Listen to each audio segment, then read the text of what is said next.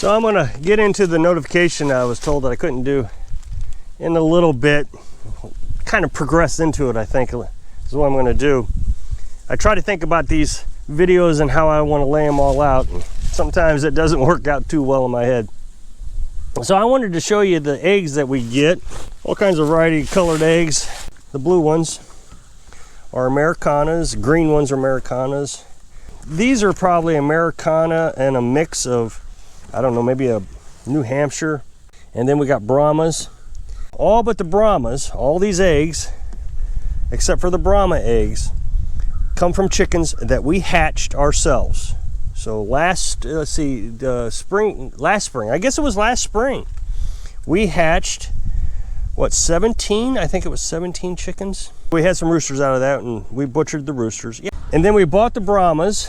We bought the Brahmas because they're huge.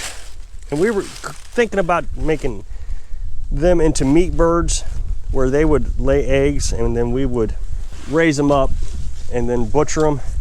But I think we're gonna get away from the meat birds. I think we're just gonna focus on eggs. We've given this a lot of thought and we've done both ways, egg birds and meat birds. And we seem to do better. I guess financially is the best way to put it. We get more bang for our buck, maybe is the better way to put it. Focusing on egg birds. So this spring we're gonna buy leghorns. Now I know there was a lot of people in the comment section that said, be careful with the leghorns, they can get sick. And we're aware of that, we understand that. We're gonna get, I think, 9. So if we lose some, we'll see how it goes. But leghorns produce a lot of eggs, is the reason we decided to go with leghorns. Now somebody's gonna complain about the dirt on the eggs, but I suggest that if you have farm fresh eggs that you don't wash them. Because there's the bloom on it, or plume or bloom, that's that coating that keeps the eggs from needing to be refrigerated. You can keep them out of the refrigerator for 30 days.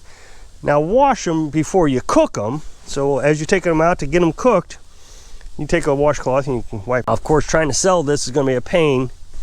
But what it is the chickens get their feet muddy and then they roll around the eggs with their feet and get them muddy. So as long as it's not raining, this isn't really a problem.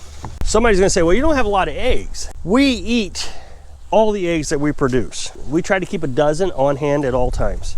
Right now we're getting enough eggs to eat eggs for lunch every day. And then about every third day, we also get to eat lunch and supper for eggs. Now we might put ham in it or bacon, what goes along with it, but for supper, we always have like a steak or something to go with it. But when we get the leghorns, we intend to try to make all our meals with eggs. Now, we are carnivores, and I know that a lot of people just don't agree with that diet. There are more and more doctors and famous people turning into carnivores. You may remember Bear Grylls. He was one of those survival guys. He went vegan. He got to a point where he couldn't do pull-ups anymore. Now, if you remember, he did a lot of rock scaling in his show. He couldn't do that anymore. So he went to carnivore. There's a famous psychiatrist on YouTube, Canadian. His daughter had all kinds of illnesses. I really think she might have been dying. And she went carnivore. I am not going to mention his name because that'll get me in trouble with YouTube. But his daughter went carnivore. She basically cured herself. I guess she cured herself of all of her little problems. I mean, somebody said the other day, people have been eating vegetables for thousands of years. Well, in today's society, with all the garbage that we're putting in our bodies and as lazy as we've become, if you're out there harvesting your vegetables, fine, go eat your vegetables, but you're not harvesting anymore. Most people buy it at the store, and vegetables are poisonous. All plant life is poisonous. It's how plants protect themselves. So they produce a chemical that causes inflammation. So carbohydrates do the same thing. There's no such thing as a good carbohydrate and a bad carbohydrate. They're all carbohydrates. It's sugar. Carbohydrates are sugar. So if you eat corn off the stalk, you're eating sugar. I mean, I could argue this all day. There's doctors on YouTube that talk about this nonstop and they still get ridiculed. Carolyn and I probably could eat eggs exclusively if we had that many. Now, I know there are going to be people who say, oh, I couldn't eat that many eggs if you paid me to. Well, let me suggest something to you. If I said, just use this as an example, there may be several examples, but if I said that ice cream is good for you and that you should eat ice cream 4 times a day, and it was cheap and easy to make or produce or get or whatever. I bet people could eat ice cream 3 or 4 times a day and never complain about it. This is good. When you get off carbohydrates and you get off the addiction of sugars, which is what a carbohydrate is, you're addicted to food. You all of a sudden don't care about the taste of foods. I mean, they taste good, don't get me wrong, but it's not important that you have a variety of foods. You will enjoy your meat and your eggs once you get off carbohydrates, but it takes time. And again, those doctors on YouTube that have been talking about this, they explain in a lot of detail and scientific terminology what's going on in your body when you're trying to get off carbohydrates. There's this female doctor. There's this guy doctor that I've been watching for a long time. And you can say, oh, he doesn't know what he's talking about. But this female doctor, she seems to have her act together. So we try to eat all the eggs we produce. Now, there will be somebody in the comment section all the time, you need to water glass your eggs, or you need to pickle your eggs. Well, I'm totally against that. We don't like to stockpile. Now, we do stockpile our canned meats.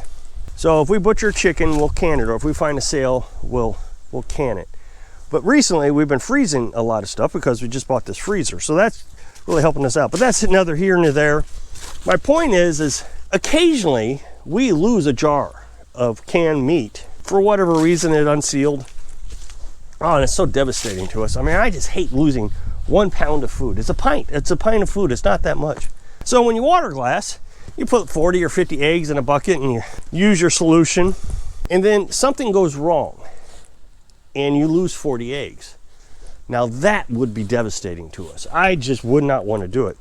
I mean, when we incubated our eggs, we put, I think, 23 eggs in the incubator.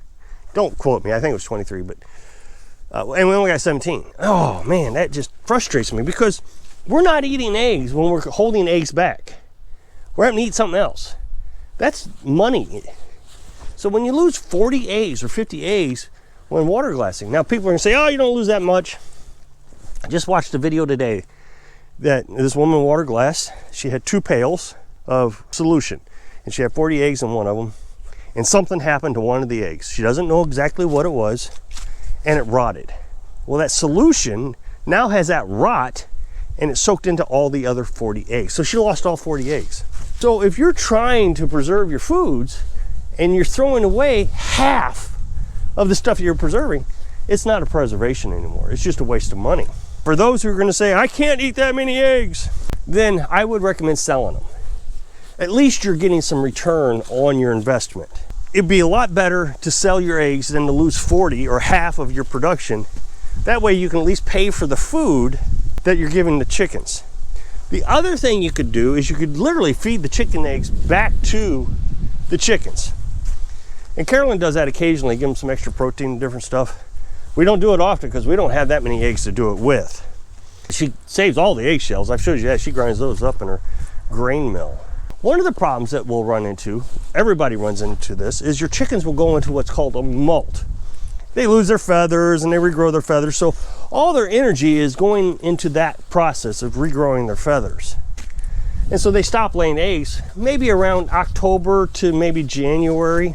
That's a pretty big problem, especially since we don't preserve our eggs. The way Carolyn and I get around that problem is we're constantly cycling our chickens in and out. By this spring, we will have 3 sets of chickens, I guess the best way to put it, of 12. And there'll be 3 different age groups. So you'll have the oldest, then the middle, and the youngest. When about 3 years of age, they start slowing down on production. So what we're gonna do is we'll butcher the oldest and then bring in a younger group. And you do this in the fall. So about October is when you'll do the butchering.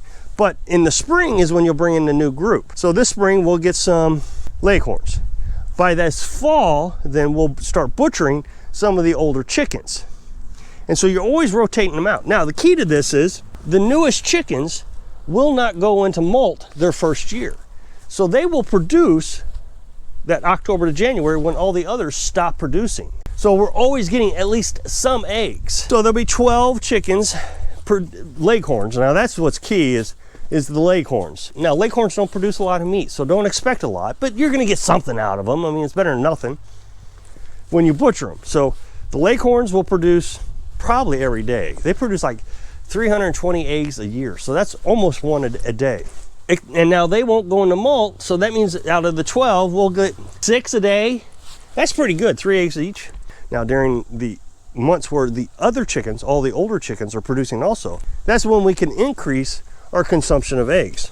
Or if we get too many, we'll sell, but I don't think we'll ever sell. I think we'll always try to eat. Now, I know there are going to be people out there who will argue with me that you got a water glass. We live in a tiny house, so we don't have a lot of space to be storing things.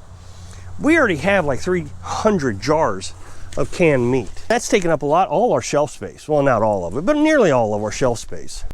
Now, selling eggs, but you want to be careful that you don't get the USDA involved. Years ago, and I've explained this story before, I had a neighbor who wanted some eggs. I had duck eggs at the time. I said, sure.